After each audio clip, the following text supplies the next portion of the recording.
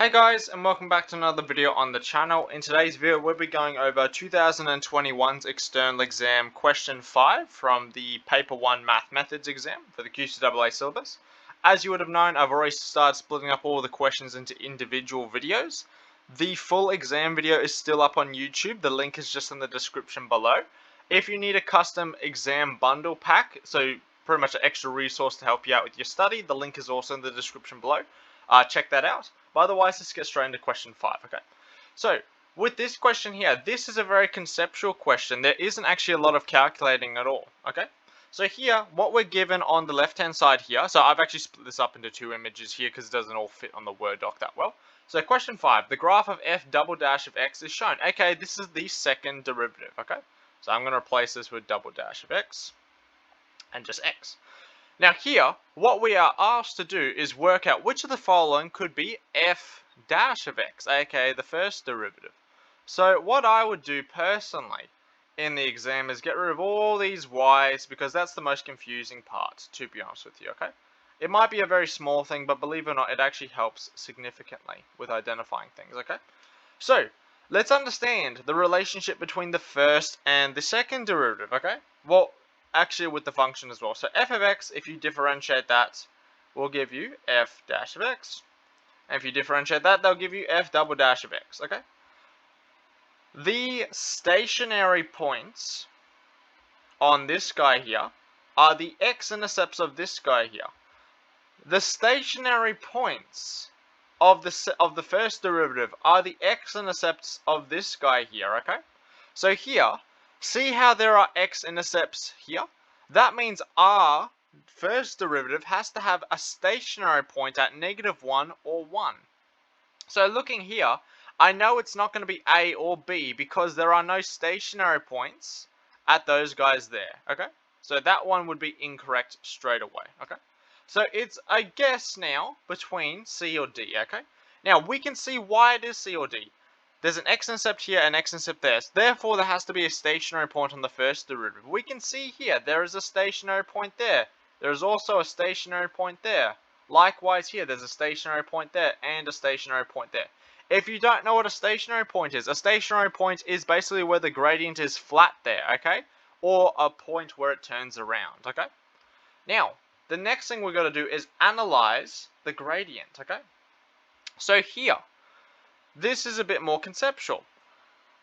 This is when the second derivative is positive, when it's above the x-axis. This is when the second derivative is negative. So the second derivative is negative between -1 and 1, okay? Now here, the second derivative is positive here and here. So on these curves here, if we want to work out when it's positive or negative, we should probably draw some tangent lines.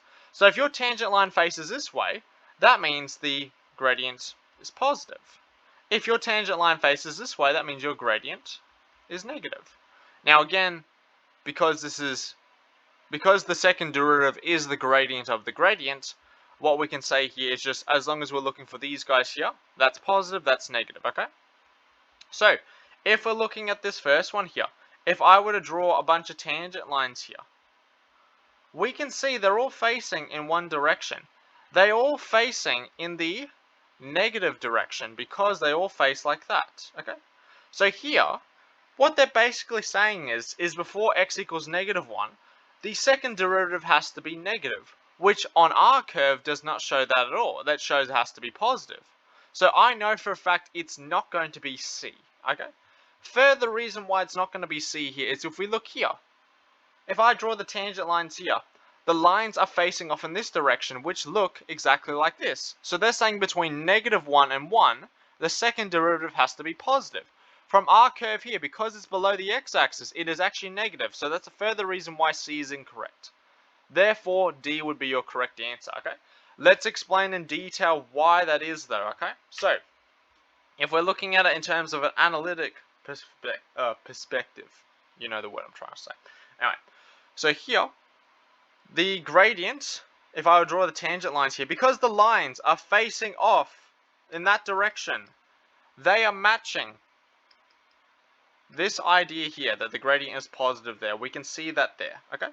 We can also see between -1, oh, that is a very thick pen. Let's just do the red line again. We can see here that the gradient is positive because, oh, not positive, it's negative because it's facing in that direction, which again matches this idea here.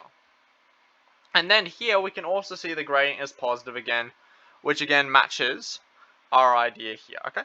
Now this makes sense why D is the correct answer as well. Another thing as well, this is a quadratic. This is a cubic. It makes sense because if you differentiate a cubic, it turns into a quadratic. So it only makes sense the second derivative is a quadratic if the first derivative is a cubic. Alright, and so the correct answer here would be D, okay? If you had any troubles with question 5, you need to take a look at derivatives conceptually, not just differentiating. So a lot of graphing ones like this will help you out. If you need an exam bundle, link is in the description below. Check that out. It's a practice exam paper I've made myself, and it's got all of paper 1, all of paper 2, multiple choices, and full work solutions as well. It's a good extra resource if you guys need it.